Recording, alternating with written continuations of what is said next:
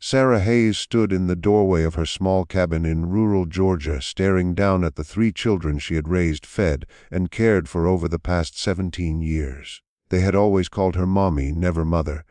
But on that sweltering August morning in 1869, when federal investigators finally opened the plantation records, she uncovered something that would completely shatter everything she thought she knew about her life.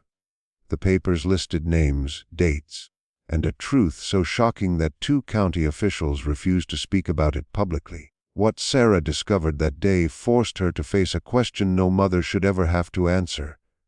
Were these children truly her masters, or had she been deceived in ways more cruel than she could have imagined?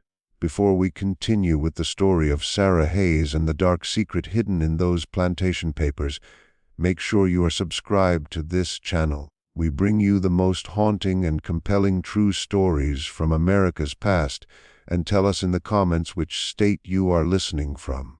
Let's uncover together what really happened at the Grandentham estate.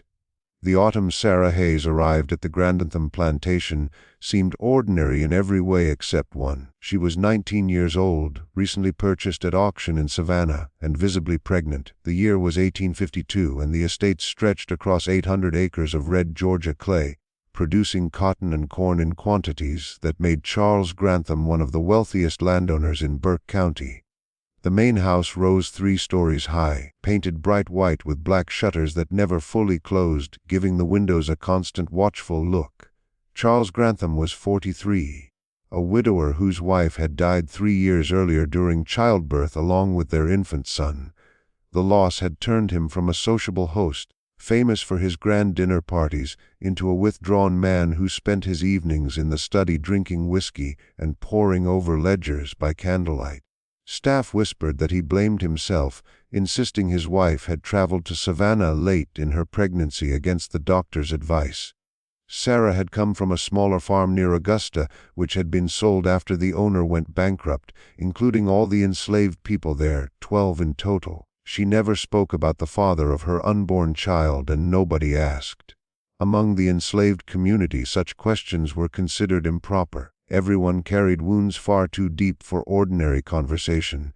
The overseer, a thin man named Porter with sunburned forearms, assigned Sarah to work in the main house under the supervision of Denina, the head housekeeper who had served the Grantham family for 26 years. Denina was in her 50s, gray-haired, strict, and precise, yet beneath that stern exterior was a quiet capacity for unexpected kindness. She looked at Sarah's condition and assigned her to light work, mending clothes, preparing vegetables, tending the herb garden behind the kitchen. "You'll work until you can't," Denina said plainly. "Then you'll rest until you're able again. That's how we survive here." Mr. Grantham did not tolerate laziness, but he was not cruel like others. You did your work, kept your head down, and you would be treated fairly enough. Sarah found this mostly to be true. The plantation ran with cold efficiency rather than violence. There were strict rules. No one entered the main house through the front door. No one spoke unless spoken to. Mr. Grantham's study was strictly off limits.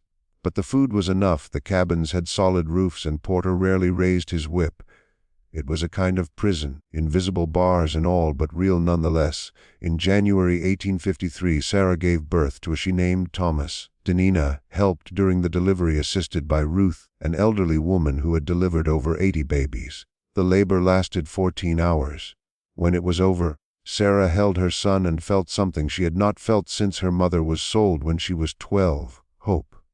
Perhaps not for herself, but for this tiny life. Innocent and unaware of the cruelty of the world, she returned to work when Thomas was only 3 weeks old, carrying him on her back in the traditional way, the steady rhythm of her movements lulling him to sleep as she worked. Mr. Grantham never acknowledged the child. To him, Sarah was property, and Thomas was property, valuable only in so far as they could labor. Seasons passed. Sarah proved herself reliable and capable, earning a reluctant respect from the other staff. She learned the family's habits. Mr. Grantham took his coffee black with 2 spoons of sugar, wanted his shirts starched stiff, and refused fish on Wednesdays for reasons nobody could explain. Sarah learned to move through the house like a shadow seen only when needed. Invisible the rest of the time, Thomas grew into a bright, curious child who asked far too many questions. By age 3, he had taught himself to read from the newspapers lining the kindling box, mastering letters and words with determination that alarmed Sarah. Literacy was dangerous for enslaved children in Georgia. Laws forbade it, punishments were harsh, but she could not discourage him. Instead, she taught him secrecy, to hide his knowledge, to pretend ignorance when white people were near. Smart could save your life, she told him, but showing it could cost you everything. Always remember that, Thomas, she said. Always remember. In the spring of 1855, everything shifted. Mr. Grantham announced his engagement to Margaret Yancey, a 28-year-old daughter of a prominent Augusta judge. The household erupted with preparation. Rooms were scrubbed and painted, new furniture arrived from Savannah, gardens redesigned by a landscape architect from Charleston. Margaret came in June with 14 trunks, 2 personal maids, and expectations that would reshape the estate. She was beautiful, delicate as porcelain, with pale skin, auburn hair, and green eyes that seemed to catalog everything.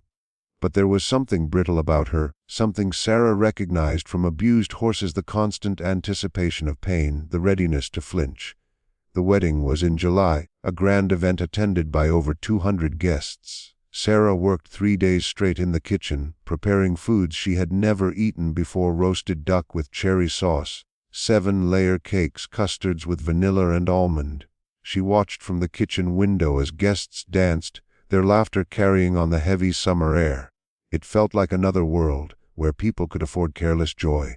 Margaret immediately took charge of the household, reorganizing staff, creating new schedules, enforcing European-style service that demanded retraining. She was neither cruel nor kind, simply distant, as though the enslaved staff were pieces of furniture that moved and spoke.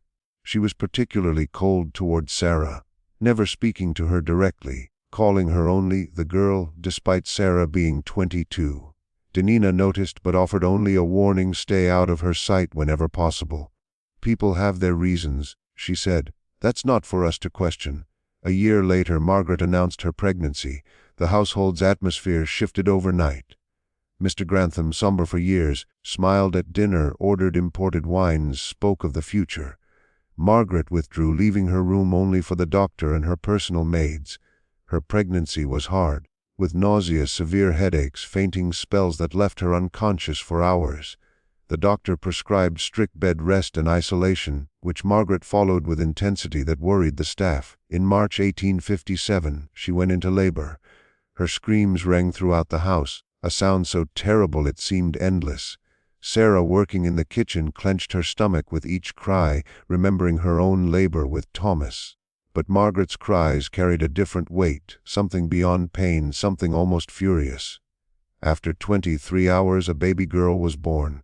They named her Caroline. Margaret refused to hold her, to nurse her, turning her face to the wall and instructing Mr. Grantham to remove the infant. The doctor diagnosed nervous exhaustion, requiring months of rest and total separation from the baby. Nobody questioned this. Postpartum illness was common after difficult births. That night, Mr. Grantham stood in his study, holding the newborn helplessly. She needed feeding, constant care. The wet nurse had died of pneumonia 2 weeks prior, and there was no replacement ready. Danina solved the problem, knocking on the study door with 5 words: Sarah can nurse the child. Sarah was in her cabin, nursing 4-year-old Thomas, who sometimes still sought comfort from her breast before sleep. Danina explained the situation bluntly. Grantham could not care for the baby, and Mr. Grantham needed a wet nurse. Sarah was still nursing Thomas, which meant she had milk. It was never a request. Sarah felt a cold dread settle deep in her stomach. She had heard the stories before, of enslaved women forced to nurse the white children of their masters while their own babies went hungry. She had heard of mothers whose bodies gave all their milk to children who were not theirs, leaving nothing for their own little ones. And yet, she had no real choice. So she rose, wrapped Thomas carefully in a soft blanket, and followed Dinah through the shadows toward the main house. Mr. Grantham met them at the nursery, a room that had been put together quickly on the 2nd floor.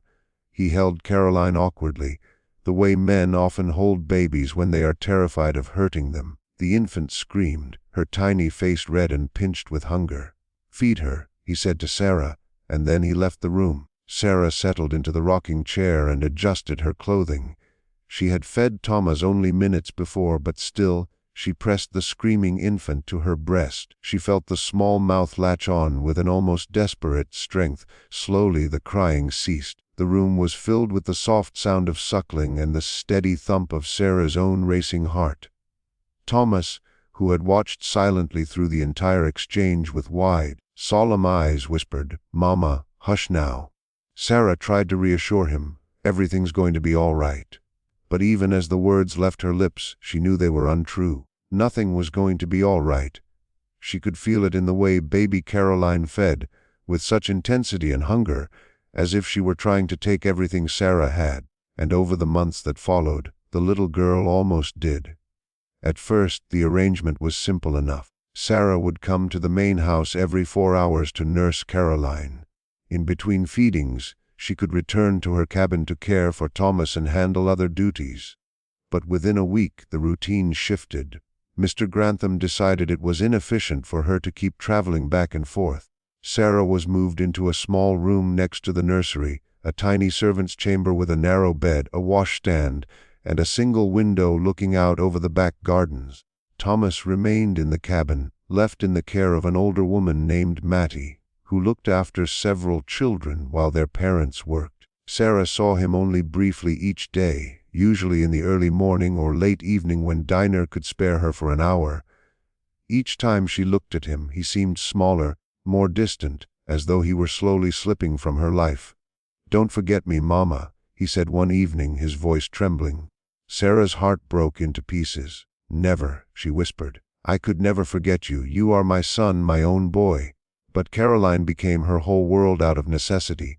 Newborns are relentless, demanding creatures, and Caroline was no exception. She nursed every 2 hours, day and night, for months on end. She suffered from colic that made her scream for hours until Sarah learned to lay her across her lap on her stomach and rub her back in slow, comforting circles. She developed a rash that covered her tiny body, needing constant baths and applications of chundula ointment. She could not sleep unless held, and so Sarah learned to sleep sitting upright in the rocking chair, the baby against her chest, waking at the slightest stir. Mr. Grantham visited the nursery daily, usually in the evenings. He would stand over the cradle watching Caroline sleep with an expression Sarah could never read. It wasn't exactly love. It was more like surveillance, as if he were checking to ensure she still existed. He never asked about Thomas. He never acknowledged that Sarah had her own child who needed her. To him, she was merely a function, a source of nourishment for his daughter, as impersonal as a bottle or a feeding schedule. Margaret never entered the nursery. According to the maids, she spent her days in bed, drifting in and out of her Lordenham dreams, occasionally asking about the weather or what was for dinner, but never once mentioning her daughter. The doctor visited weekly and pronounced her condition unchanged, nervous exhaustion needing total rest and isolation. As Caroline grew, Sarah discovered emotions she hadn't expected. She felt affection, tenderness, even a kind of love for a child who was not hers. She told herself it was natural for any woman who spent every moment caring for a baby to form an attachment. But it felt more complicated. It felt like a betrayal of Thomas, of herself, and of everything she believed about surviving and resisting a system designed to crush both. When Caroline was 6 months old, Margaret died. She had taken too much laudanum, whether intentionally or by accident no one could say. She was found in the morning, pale and still, her face peaceful for perhaps the first time since her wedding day.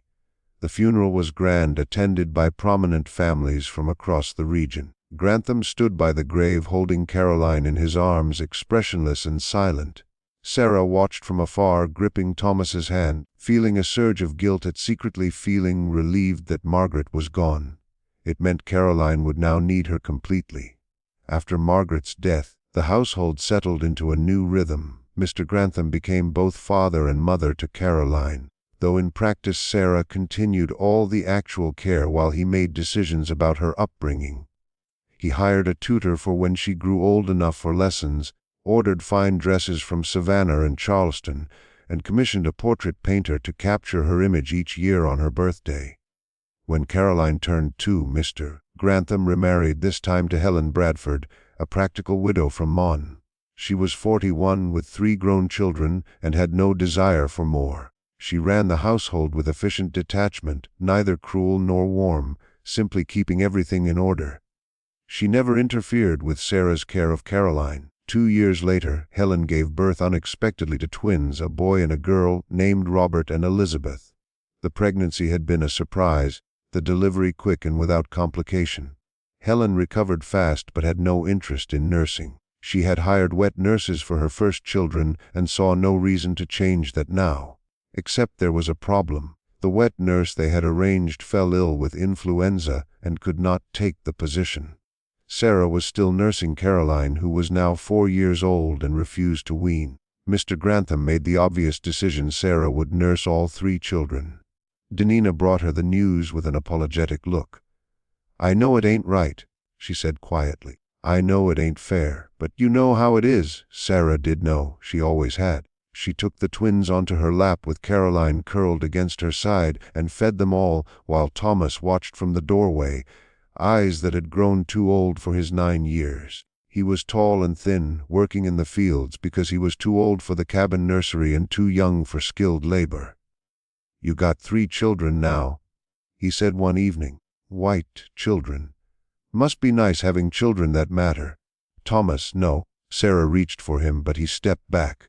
"It's fine, Mama. I understand how it works. I always have." He left the room.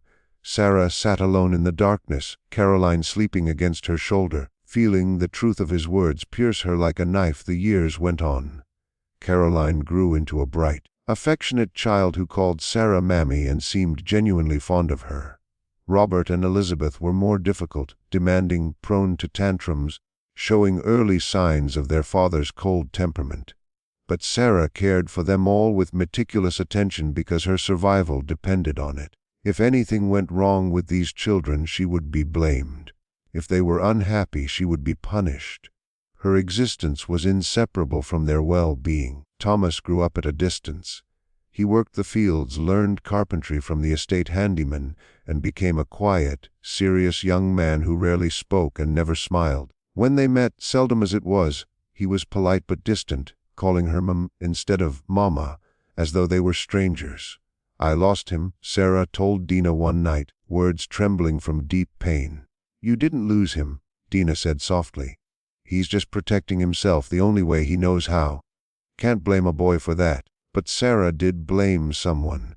She blamed Mr. Grantham for taking her body's ability to nurture and redirecting it entirely toward his own children. She blamed the system that made such theft legal and routine. And she blamed herself, even knowing it was unfair, for not finding a way to resist. In April of 1865, news reached the plantation that General Lee had surrendered at Appomattox. The war was over. The Confederacy had fallen, and with it the system of slavery that had defined the South for centuries. Mr. Grantham called all the enslaved people together on the estate. There were 63 of them gathered on a warm spring evening in front of the main house. He stood on the porch, face gray with exhaustion, maybe defeat. "You are free," he told them. "From now on you are all free. You may stay and work for wages, or you may leave. The choice is yours." There was silence, no cheering, no weeping. They simply stood, trying to understand what freedom meant after a lifetime of bondage. That night Sarah sat in the small room next to the nursery, still her room after 13 years, and imagined leaving. But where could she go? She had no family, no money, no possessions, and most importantly, she had Caroline, Robert, and Elizabeth who depended on her entirely. Mr. Grantham had never been cruel to her. The plantation was the only home she had ever truly known. The practical, safe choice was clear. The next morning, she told him she would remain and work for wages. He looked relieved and offered her $7 a month, along with room and board. It was still exploitation, though not as harsh as slavery had been, but she accepted it because the alternative was certain hunger. Most of the people who had once been enslaved made the same choice at first. Some left within weeks or months, drawn by promises of opportunity in Atlanta, Savannah, or farther north. But others stayed because leaving meant having resources they didn't possess and courage they couldn't quite summon after a lifetime of being treated as property. Thomas left in June. He was 16, tall and capable, and could read and write thanks to years of secret study. One evening he came into Sarah's room and said, "I'm going to Savannah. Going to find work on the docks, maybe sign onto a ship. I need to see what's out there, Mama." Sarah wanted to beg him to stay. She wanted to tell him the world was dangerous and that he was still so young, but she looked at his face and saw the determination there, the urgent need to become something other than what this place had made him. "You write me," she said. "You promise you'll write me?" "I promise," he said, hugging her briefly before pulling away. "I got to go now before I lose my nerve." She watched him walk down the long drive in the pale dawn light, carrying everything he owned in a single canvas bag, and felt something inside her finally break completely. The years after the war were hard for everyone, but especially for the Grantham household. The plantation's income fell sharply as the labor force shrank and cotton prices swung unpredictably. Mr. Grantham sold parcels of land to pay debts. Helen's jewelry was quietly pawned in Augusta. The household staff was reduced to 5 people: Dina, Sarah, a cook named Pearl, and 2 men who handled the outdoor work and maintenance. Caroline, Robert, and Elizabeth grew up in this diminished world, unaware that they were witnessing decline rather than anything normal. Caroline was their father's favorite, though he never admitted it openly. She was clever, kind, and had her mother Margaret's beauty without her fragility. She read voraciously, played the piano beautifully, and asked thoughtful questions about everything, from politics to philosophy. The twins, by contrast, seemed determined to represent every negative stereotype of spoiled Southern gentry. Robert was arrogant and lazy, constantly reminding the household staff of their lower status. Elizabeth was vain and manipulative, skilled at pitting her parents against each other to get what she wanted. Sarah continued to care for all 3 children, though her duties changed as they grew older. By the time Caroline was 14, Sarah's role had shifted from nursemaid to something closer to a personal attendant. She arranged Caroline's clothes, styled her hair, and helped her get dressed for social events. She still felt affection for Caroline, even love, but had learned to keep those feelings carefully compartmentalized. This was her work now and nothing more. Thomas sent letters occasionally, brief notes that arrived every few months describing his life in Savannah. He had found work in the shipyards, then later as a clerk for a shipping company. He learned bookkeeping and navigation, joined a church, and made friends. He was building a life, and Sarah was proud of him, even while she mourned the distance between them. "Why does Mommy cry when she gets letters?" Elizabeth asked one day, watching Sarah carefully fold one of Thomas's notes and tuck it into her apron pocket. "Because she's foolish," Robert answered before Sarah could respond. "Daddy says colored people are too emotional for their own good." "That's not true," Caroline said sharply. "Mummy's not foolish. Maybe she misses someone. Maybe the letter is from family." "You don't have family, do you, Mommy?" Elizabeth asked with the careless cruelty of a child unaware of the weight of her words. "I thought all your people either died or ran away." Sarah swallowed the anger rising in her throat and forced her voice to stay calm. "I have a son. His name is Thomas. He lives in Savannah." The 3 children stared at her. It was perhaps the first time Sarah had ever offered personal information about her own life. "You have a son?" Caroline said slowly. "But I never knew that."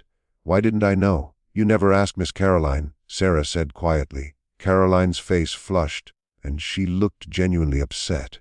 "That's not fair. I should have known. You've been taking care of us all our lives, and I don't know anything about you."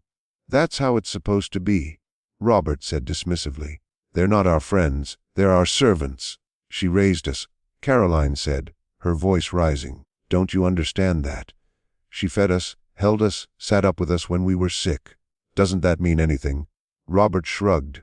"It means she was doing her job. Daddy paid her, didn't he?" The conversation ended there, but something inside Caroline had shifted. She began asking Sarah questions about her life before the plantation. About her parents, about Thomas. Sarah answered carefully, never revealing too much, always aware that these children were still her employer's children and anything she said could be used against her. In 1868, when Caroline was 16, she announced she wanted to attend a female seminary in Munn. Mr. Grantham hesitated. He wanted to keep her close, but Caroline insisted with a polite stubbornness that eventually wore him down. She would study there for 2 years, focusing on literature, music, and natural philosophy, before returning to prepare for marriage and the management of her own household. The night before Caroline left, she came to Sarah's room for the first time in years. She stood in the doorway, dressed in traveling clothes, looking nervous. "I wanted to thank you," she said formally, "for everything you've done for me. I know I haven't always, I understand now that things are complicated. Sarah sat on her narrow bed and looked at this young woman she had nursed and raised, who had called her mommy, but never mother, who had taken her time, energy, and love as if it were owed rather than freely given. "You're a good girl, Miss Caroline," Sarah said, because it was true and because kindness costs nothing. "You'll still be here when I come back?" Caroline asked, a hint of worry in her voice. "I expect so," Sarah said. "I don't have anywhere else to go." Caroline left the next morning. The house felt emptier without her, though Sarah would never have admitted it aloud. In the spring of 1869, everything changed. A letter arrived from the Bureau of Refugees, Freedmen, and Abandoned Lands, the federal agency responsible for overseeing reconstruction in the South. The letter requested that Mr. Grantham provide all plantation records relating to enslaved people purchased, born, or sold between 1850 and 1865. It was part of a regional effort to help formerly enslaved people find family members from whom they had been separated, and to establish legal proof of their birth and parentage. Mr. Grantham was furious. He ranted at dinner about federal overreach and the insult of having his private business scrutinized, but he complied, knowing that refusal could bring unwanted attention to the plantation's finances and potentially reveal other irregularities in his business dealings. 2 agents arrived in August, a white man named Collins and a black man named Freeman, both formally dressed and carrying leather document cases. They set up in the plantation office and spent 3 days reviewing ledgers, bills of sale, birth records, and letters. On the 3rd day, Agent Freeman asked to speak with Sarah Hayes. Dinah came to find her in the kitchen, where she was helping Pearl prepare preserves. "They want to talk to you," Dinah said, her face unreadable. "The government men. Something about the old records." Sarah's stomach tightened. She wiped her hands on her apron and followed Dinah to the office, unsure what they could possibly want from her. Agent Freeman stood when she entered. He was around 40, with graying hair and eyes that had seen too much suffering. He gestured to a chair across from the desk. "Please sit down, Mrs. Hayes." "Mrs. Hayes," Sarah echoed. No one had ever called her that before. She sat carefully, hands folded in her lap. Agent Collins remained standing, shuffling papers. Agent Freeman opened a leather-bound ledger and turned it so Sarah could see the pages. They were filled with Mr. Grantham's neat handwriting: names, dates, prices, physical descriptions, notes on health and abilities. "Can you read, Mrs. Hayes?" Freeman asked gently. "Yes, sir." "Good. I'm going to show you several entries, and I need you to tell me if you can confirm the information." He pointed to a line near the top of the page. "Is this you?" Sarah Hayes, purchased September 1852, age 19, pregnant from the estate auction of Marcus Dalton, price $400. Sarah looked at the cold, clinical description of her sale and felt bile rise in her throat. "Yes, sir. That's me." Freeman turned several pages. "This entry here, January 14, 1853. Sarah delivered a male child named Thomas, healthy weight, expected to be suitable for fieldwork at age 10. Is that your son?"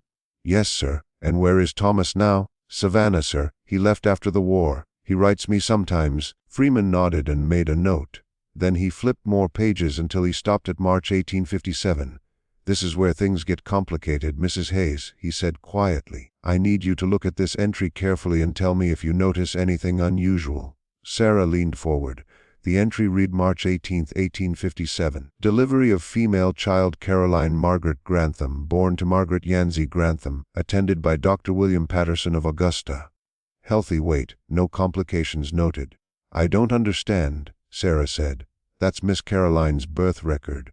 What does that have to..." Agent Freeman exchanged a look with Agent Collins, who appeared clearly uneasy. Freeman pulled out another document. This one was an official form, with embossed seals and several signatures. "This," Freeman said, "is the birth certificate filed with Burke County for Caroline Grantham. It was submitted by Dr. Patterson in April of 1857, about a month after the birth." He placed it on the desk next to the ledger entry. "I need you to examine it carefully." Sarah studied the paper. Most of it matched what she had just read in the ledger: date of birth, place, parents' names. But then her eyes fell on a section at the bottom, written in a different handwriting, and her chest tightened. The section read, "Wet nurse employed," and listed the name Sarah Hayes. That part was expected. But underneath, in small, precise letters, another note appeared.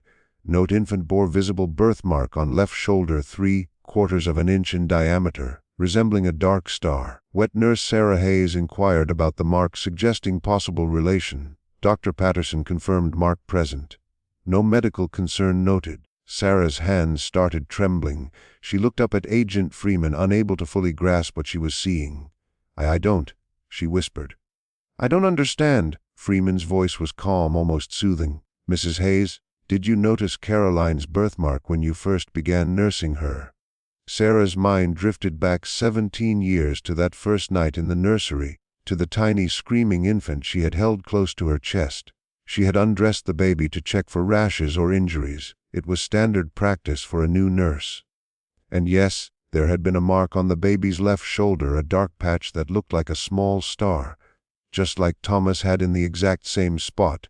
"Oh God!" Sarah breathed. "Oh God, no." Agent Collins spoke for the first time, his voice tight. "We've compared the records extensively, Mrs. Hayes. There are major inconsistencies in the dates and details around Caroline Grantham's birth. We've also found letters between Mr. Grantham and Dr. Patterson that suggest," he hesitated, searching for words, "that some sort of financial transaction occurred in exchange for certain adjustments in the birth records." Sarah felt like she couldn't breathe. The room seemed to spin. "Are you saying," she faltered. Agent Freeman spoke carefully, "we believe that Caroline Grantham may not be Margaret Yancy Grantham's biological daughter. We believe she may, in fact, be your daughter, and we believe the truth was deliberately hidden through altered records and bribery." The words hung in the air, heavy and sharp. Sarah heard them, understood them, but couldn't connect them to reality. It felt impossible, insane. And yet, pieces of memory began to fall into place, horrifyingly clear. Margaret's refusal to hold the baby, her outright rejection of Caroline, the screams during labor as if she were giving birth to someone else's pain, the overdose of laudanum that might have been intentional, and Mr. Grantham's face when he first held Caroline, watchful, guilty, as if inspecting her for secrets she didn't even know she had. "But how?" Sarah whispered. "How could that even happen?" Freeman spread more papers on the desk like playing cards in a cruel game. "We have records showing Margaret Yancy Grantham suffered multiple miscarriages before her death. Her doctor's notes suggest she was likely infertile due to an illness as a child. We have letters from Mr. Grantham to Dr. Patterson expressing his desperation for an heir, his wife's inability to provide one, and his fear that the family line would end with him." He picked up another letter, written in Grantham's distinct handwriting. In a note from February 1857, he wrote, "The girl Sarah is nearing her time. The timing could not be more perfect. If the child is fair and healthy, we may have a solution to our problem. Margaret need not know the full truth. She is already so deep in her depression she sees nothing clearly. Arrange everything as we discussed. I will pay any price necessary." Sarah's vision blurred. "He stole my baby," she whispered, voice breaking. "He took my daughter and made me raise her, thinking she belonged to him." "We'll believe," Agent Collins said, "that you delivered Caroline in late February or early March of 1857. We believe she was taken from you immediately after birth, before you were fully conscious.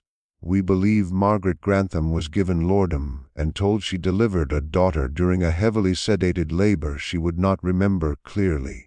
And we believe you were brought to the nursery weeks later and told to nurse a child you had never seen before, not realizing it was your own. But Thomas, Sarah said desperately, searching for something to make sense. Thomas has the same birthmark.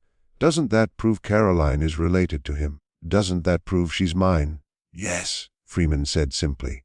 That's exactly what it proves. Sarah didn't remember leaving the office or returning to her room.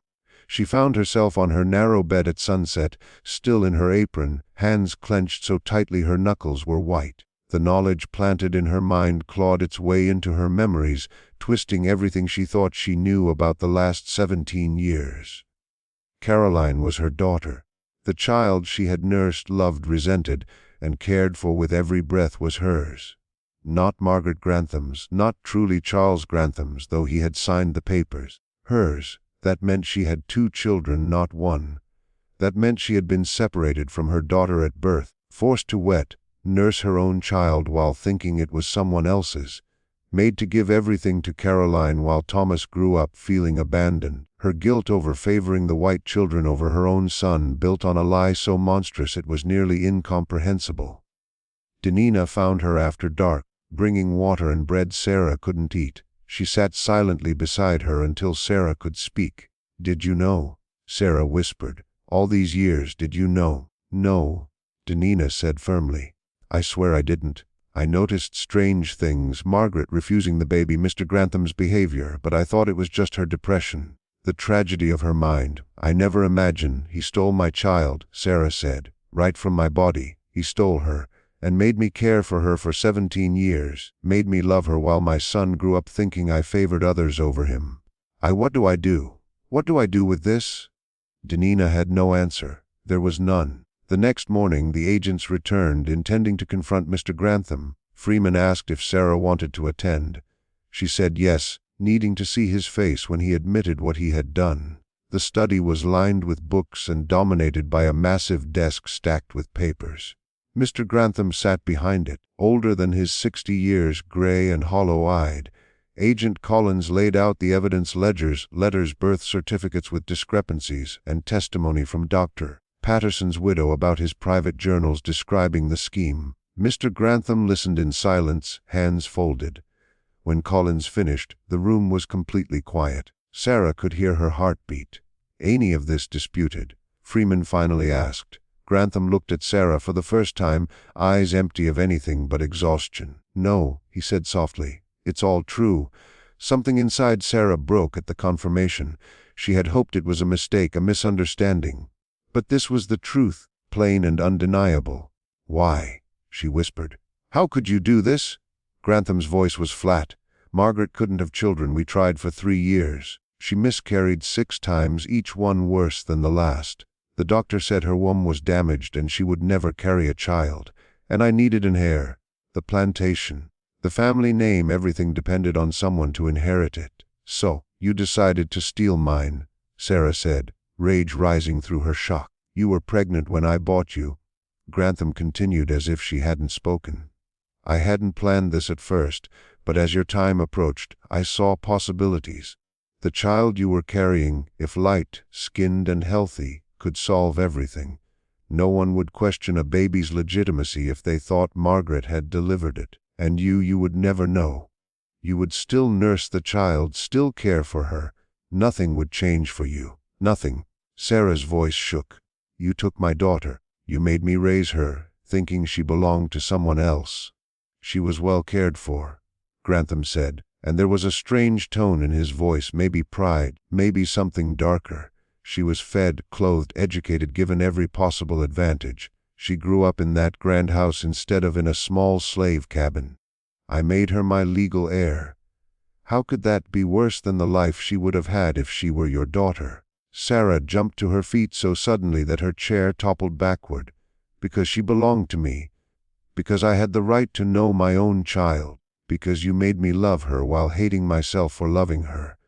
You made me feel guilty for every second I spent with her instead of with Thomas. You destroyed my bond with my son just to keep your secret hidden. I paid you," Grantham said, his voice growing harder, colder. "After the war, I paid you wages to care for her. You were compensated. Sarah laughed, a wild, broken sound escaping her throat. "You actually think $7 a month makes up for taking a child? Agent Freeman cleared his throat, stepping forward. "Mr. Grantham, you understand that what you did is fraud. You falsified birth records, bribed a doctor, and misrepresented the parentage of a child for your personal gain. Under federal law, this is considered a criminal act. Caroline is my daughter," Grantham said, his tone firm and unyielding. "I raised her. I loved her. I gave her everything I could. That makes her mine, no matter whose blood actually runs through her veins. The law doesn't see it that way." Agent Collins said quietly, "Parentage is determined by biology and legal documentation. The papers were falsified. The DNA proves Mrs. Hayes' claim." "What claim?" Grantham stared at Sarah with something close to fear for the first time.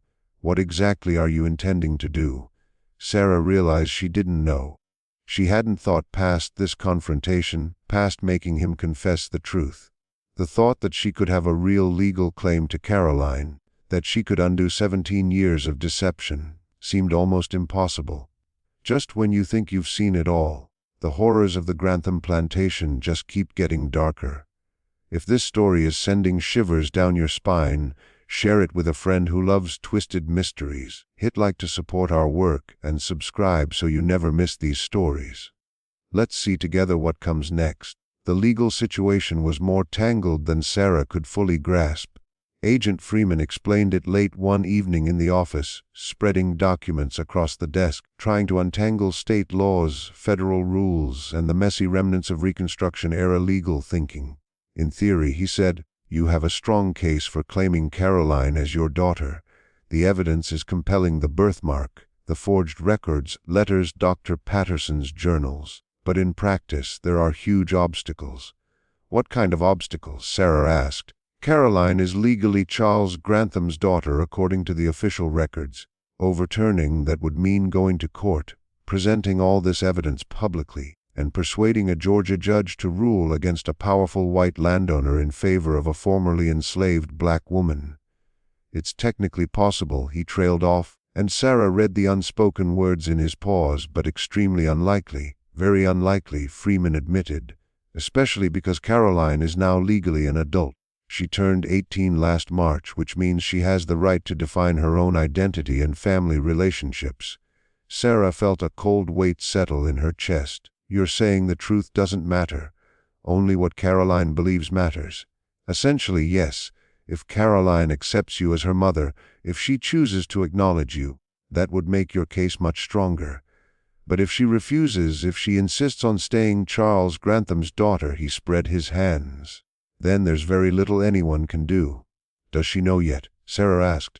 "Not yet. We wanted to speak with you first.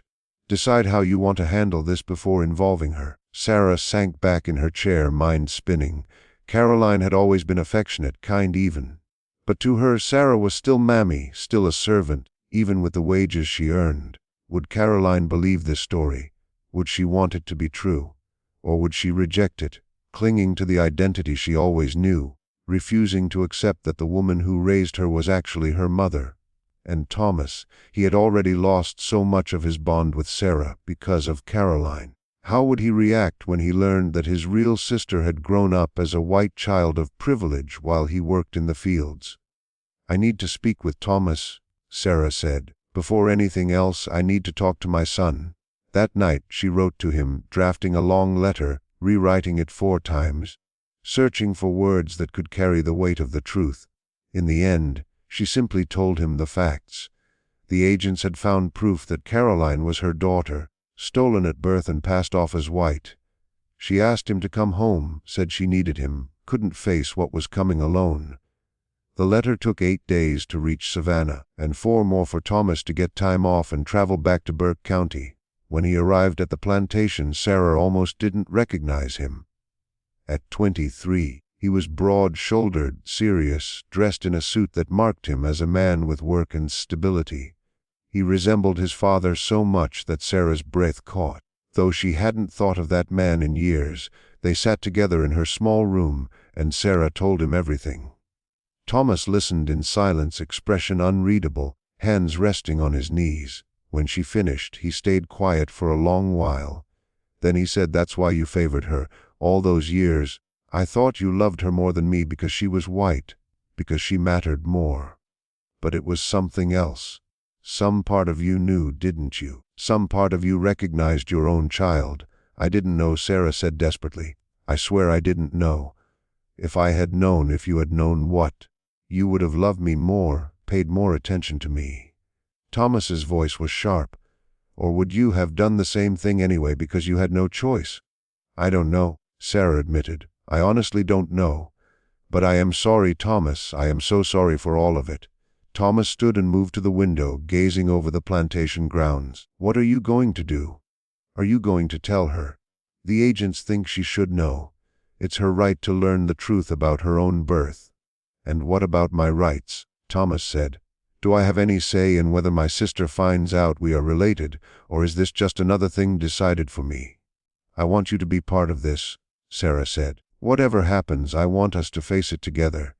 Thomas turned toward her. His eyes glistened, though his voice stayed calm. She got everything, Mama. Everything that should have been divided between us. She got it all. The house, the education, the respect, the future. And now you want to tell her she is really one of us. You think that changes anything. You think she will give up being white to be black. I don't know what she'll do, Sarah said. But she deserves to know the truth. Maybe, Thomas said. Or maybe the truth only hurts, changes nothing. But he agreed to stay at least until they spoke with Caroline. Caroline had returned from seminary for the summer, probably in the house, reading in the library or practicing piano. She had no idea her entire life was about to change. They told Caroline 3 days later in the same office where Sarah had first learned the truth. Agent Freeman insisted on being present, along with Thomas and Sarah. Grantham was deliberately excluded as Freeman knew his presence would prevent honest conversation. Caroline entered, looking puzzled but calm. She wore a pale blue dress, her dark hair styled elaborately as she had learned at seminary. She looked every inch the Southern lady she had been raised to be. You wanted to speak with me, she asked politely, addressing Freeman. Please sit down, Miss Grantham, Freeman said. We have information about your birth that you need to hear. Caroline sat, hands folded in her lap, eyes widening as she noticed Sarah and Thomas. I don't understand. What does my birth have to do with them? There was no gentle way to explain. Freeman presented the evidence documents, letters, testimony, the birthmark. He spoke methodically for 20 minutes until the conclusion was unavoidable. No, Caroline said. That's impossible. I am Charles Grantham's daughter. My mother was Margaret Yancey Grantham. This is insane. Your mother, Agent Freeman said gently, is Sarah Hayes. The woman who raised you, cared for you, nursed you. Caroline looked at Sarah for the first time, really looked. And Sarah saw the moment it all clicked. The birthmark, the attachment, the odd inconsistencies that suddenly made terrible sense. No, Caroline said again, less certain this time. If it's true, why didn't anyone tell me? Why would everyone lie? Because your father, Charles Grantham, needed an heir, Freeman explained. And because the law then allowed him to take what he wanted and conceal the truth. Caroline stood abruptly. I need to speak with my father. He's not your father, Thomas said, speaking for the first time. Not biologically, that's the point. Caroline turned to him, expression sharp. And who are you to decide who my father is? I'm your brother, Thomas said flatly. Your actual brother. We share the same mother, the same birthmark, the same blood. The only difference is I was raised in a slave cabin while you grew up in the big house. Caroline stared at him, and Sarah watched her struggle to take in this extra, almost unbearable truth. Brother, she said again, her voice dull and distant. Half-brother, Thomas corrected her at once. We have different fathers but the same mother, and that still makes us family whether you accept it or not. Thomas, Sarah warned softly, but he paid no attention to her. You want to hear something strange. Thomas went on, his words sharp with pain. I watched you grow up. I watched Mama feed you, hold you, sing to you, while I was handed off to whoever had a moment to watch the slave children. I hated you for that. I hated you for years, thinking you had taken my mother away from me. And in a way I wasn't wrong, just not how I imagined. You didn't steal her, she always belonged to you. He just made sure neither of you ever knew the truth. Caroline's breathing became fast and uneven. She turned towards Sarah, her eyes wide and desperate. Is it true? She asked. Are you my mother? Sarah wanted to say yes, plainly and without confusion. She wanted to claim her daughter after 17 years of silence and ignorance. But reality was not that simple. "I gave birth to you," Sarah said slowly. "My body carried you and brought you into this world. But Charles Grantham raised you as his child. He made every choice about your life. He is the man you call father. So I don't know exactly what that makes me to you. I am your mother by birth, without question. But whether I am your mother in any other way is something only you can decide." Caroline's eyes filled with tears. "This changes everything," she whispered. "My whole life, everything I believed about myself, it's all built on a lie." "Not everything," Sarah replied gently. "You are still the same person you were this morning. You are still Caroline. You are still intelligent, kind, and strong.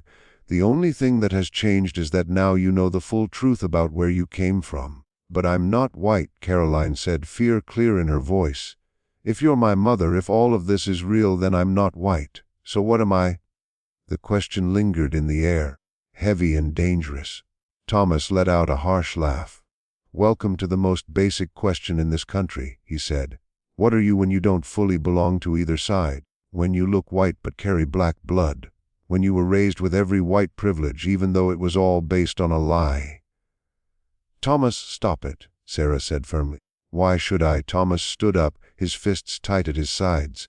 "She finds out she has black blood and acts like her world is ending, like it's some great tragedy. Do you know what would happen if this became public? She'd lose everything. Her status, her future, her chances for marriage. And we're supposed to feel sorry for her because she might have to live the way we've always lived." "It is tragic," Sarah said quietly. "For her it is. She's losing the only identity she has ever known. And whose fault is that?" Thomas snapped. "Not hers, not yours either. But she lived a life you were never allowed to have. And now she wants sympathy because that life was built on a lie. I don't have any sympathy left for that." Caroline was crying now, tears falling without sound. She looked at Sarah as if begging for help. "What do I do?" she asked. "How am I supposed to live with this?" Sarah crossed the room and did something she had never allowed herself to do in all those years. She touched Caroline as a mother would, not as a servant. She placed her hands on Caroline's shoulders and met her gaze. "You survive," Sarah said. "You take the truth, no matter how painful, and you decide who you want to be. You decide whether to tell the world or keep it private. You decide what kind of relationship you want with me and with Thomas, if any. You decide how to deal with Charles Grantham. None of those choices are easy, and I cannot make them for you. But you survive. That is what we do." Caroline stepped back. "I need time," she said. "I need time to think. I need to." She couldn't finish. She turned and left the room quickly, almost running. Agent Freeman sighed. "That went about as well as could be expected." "Did it?" Thomas asked bitterly. "Because from where I'm standing it looked like a complete disaster." Sarah sank into a chair, exhausted to the core. "What happens now?" "Now we wait," Freeman replied. "We wait to see what Caroline decides. She holds the power here. She passes as white. She is legally recognized as Charles Grantham's daughter. And she is an adult. If she chooses to reject this truth, no one can force her to accept it. So we're powerless again," Sarah said. "Not exactly," Freeman answered. "The truth is known now, at least by some. And the truth has a way of spreading, even when people try to hide it." Caroline spoke to no one for 3 days. She stayed in her room, eating meals left outside her door and ignoring every attempt at conversation. Mr. Grantham wandered the house like a shadow, silent and hollow. Helen remained with the twins, making it clear she wanted no part of the scandal. On the 4th day, Caroline finally came out. She found Sarah in the kitchen and said simply, "I want to know everything from the beginning. Tell me about your life before you came here." They sat together in Sarah's small room beside the nursery, the same space where Sarah had spent endless nights rocking Caroline as a baby. Sarah told her everything. She spoke about being sold while pregnant, about arriving terrified and alone, about Thomas's birth and watching him grow from a distance. She told her about that first night in the nursery, nursing a child she did not know was her own, and about the years of love, anger, and guilt that followed. Caroline listened in silence. When Sarah finished, Caroline sat quietly for a long time. Then she said, "Show me the birthmark." Sarah pulled her dress aside, revealing the faded mark on her shoulder. Caroline stared, then slowly opened her own dress and showed the matching mark. They were identical in size, shape, and pattern. "I used to hate this mark," Caroline said softly. "I thought it was ugly. I asked Father if it could be removed. He told me it made me special." She gave a bitter laugh. "I suppose he had his reasons." "That mark is how I knew," Sarah said. "When the agents mentioned it, I knew immediately. Thomas has the same one. I had seen yours so many times and never questioned it." "Why would you?" Caroline said. "You were told I was Margaret Grantham's child. Why would you doubt that?" She paused. "Did you love her?" "Margaret?" Sarah thought carefully. "I hardly knew her. She was kind before she married Mr. Grantham, but afterward she withdrew. I didn't love her, but I pitied her. She seemed deeply unhappy. She killed herself, didn't she?" Caroline asked. "I don't know," Sarah replied honestly. "No one truly knows. It's possible she couldn't live with the lie, or maybe she simply couldn't survive her own pain. Depression destroys people in many ways." Caroline moved to the window. "I've been thinking about what Thomas said. He's right, isn't he? I had everything because I looked white enough. I was given a life he never had." "You were a baby," Sarah said. "None of that was your fault." "But I still benefit from it," Caroline said. "Even now, if I walked away and told no one I could live a normal life, all that stops me is my conscience." "So what will you do?" Sarah asked. "I don't know," Caroline said. "I'm terrified. But I do know this: you are my mother, and I can't keep pretending otherwise. That isn't right. I want to acknowledge you publicly. I want the records changed. I want the truth known. I want Thomas recognized as my brother, and I want Charles Grantham to answer for what he did." Sarah's eyes filled with tears. "Do you understand what this will cost you?" "Yes," Caroline said. "But I can't live a lie anymore. I can't hurt you again." "Mama," she said softly, testing the word. "Is it all right if I call you that?" Panic and emotion kept her from speaking. A tightness in her throat made words impossible. She just nodded silently. Once that moment passed, Caroline spoke with more confidence than Sarah thought she really felt. Agent Freeman said he could guide them through the legal process. It would mean going to court, testifying publicly, facing Mr. Grantham in front of a judge. "Were you prepared to do that?" "Yes," Sarah replied. "If you're willing to stand with me and claim me as your mother, then yes, I'll face whatever comes." This story shows how the cruelest lies can hide in plain view for years, and how revealing the truth always demands courage to accept it. What are your thoughts on this tale? Do you think Caroline made the right decision? Leave your thoughts below. If you like this story and want more tales of mystery and horror, subscribe, tap the notification bell, and share with someone who loves dark stories. Now let's see how everything unfolded. The trial happened in September of 1869 at the Burke County Courthouse. The courtroom was crowded with spectators. The case had become infamous across the region, attracting people from as far as Atlanta and Charleston.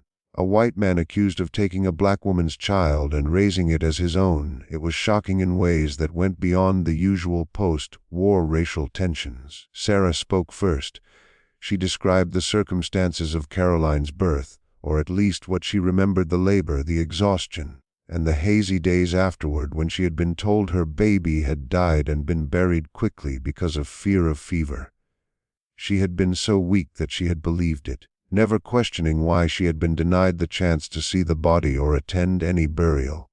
"I grieved for my daughter for 3 weeks," Sarah told the court, her voice steady even as her hands trembled. "Then Mr. Grantham brought me to the nursery and told me to nurse his baby.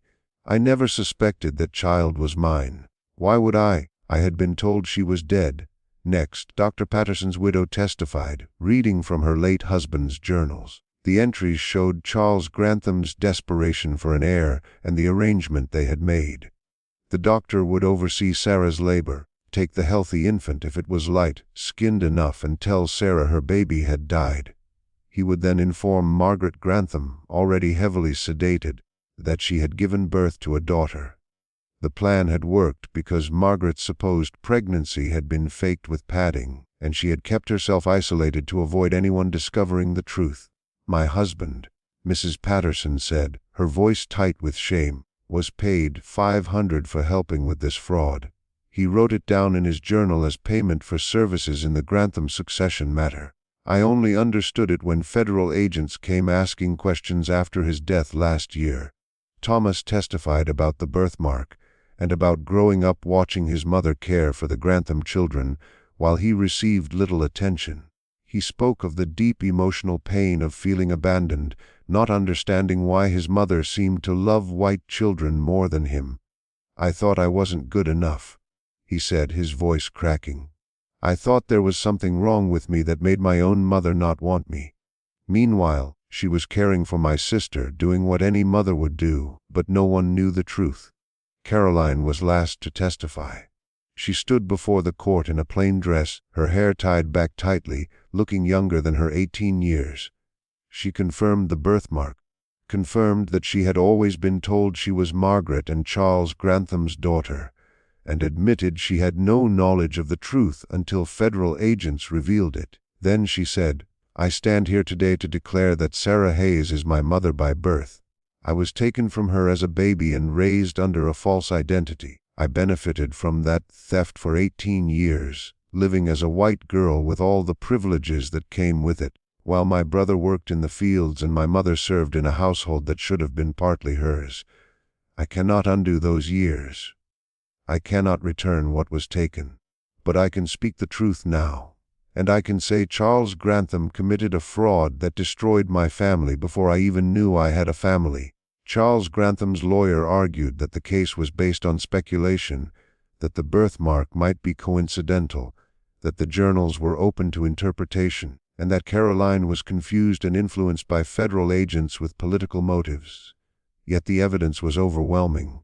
Even the Georgia judge, who had quietly hoped to dismiss the case, could not ignore it.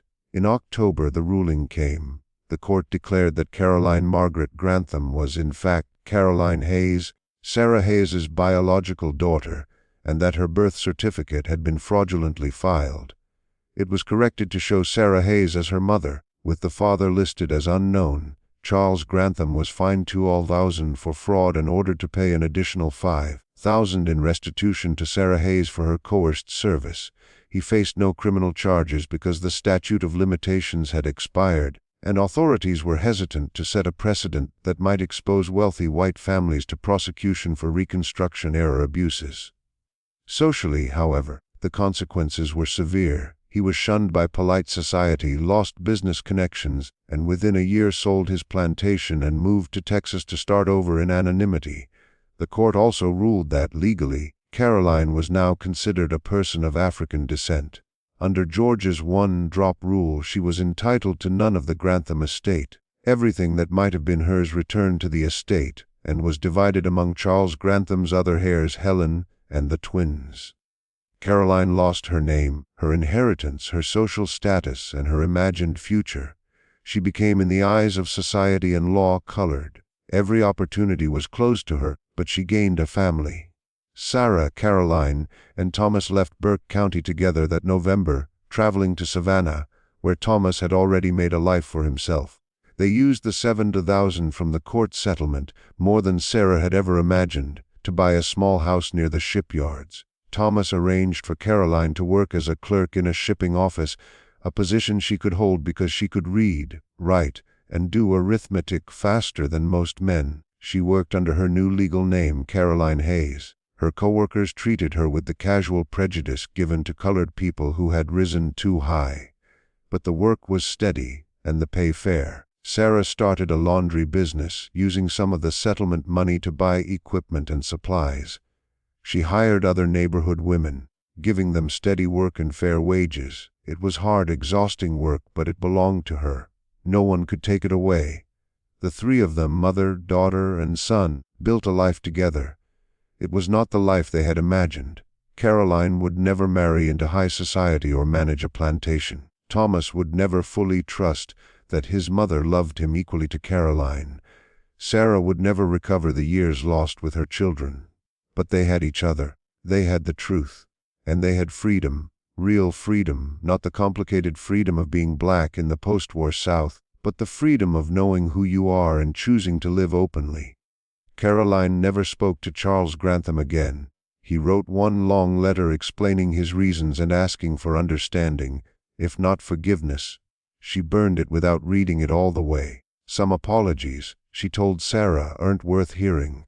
Some things cannot be forgiven, and listening only gives the wrong person more power. Sarah believed that. She had spent 17 years raising her daughter unknowingly, serving the man who stole from her, loving a child while her son felt neglected. No apology could fix that. But on Sunday evenings, as the three of them sat together in their small parlor, Thomas reading the newspaper, Caroline working on letters, Sarah mending clothes, she felt something like peace. It was not happiness exactly. It was not justice. It was not restitution for what had been stolen. But it was truth. It was family. And after everything, the lies, theft, and cruelty, that was something. Years later, after Sarah had passed and been buried in Savannah's colored cemetery, Caroline told this story to her own children. She married a teacher, James Reed, who did not care about her past. She told her children about the grandmother they never met, about the years without knowing, and about the moment truth finally pierced decades of deception. "Your grandmother," she said, "was the strongest person I ever knew. She survived enslavement. She survived having her children stolen. She survived discovering her whole life was a lie. And she still found the strength to love me, to forgive me for benefiting from what was taken from her. That is what true strength looks like. Remember that." And they did. The story passed down through generations, a reminder of the everyday cruelties that built America, of families torn apart by slavery's logic, and of the truth that always finds a way to surface. The slave forced to raise her master's children had, in the end, raised her own daughter. It took 18 years, a war, federal agents, and a public trial to make that fact undeniable. But once truth is revealed, it changes everything. Even if it comes too late to undo the harm, truth still matters. It is always worth fighting for. Without it, we live in someone else's lie, serving someone else's purpose, loving without knowing who we are. Sarah Hayes understood that, and in the end, she made sure her daughter did too.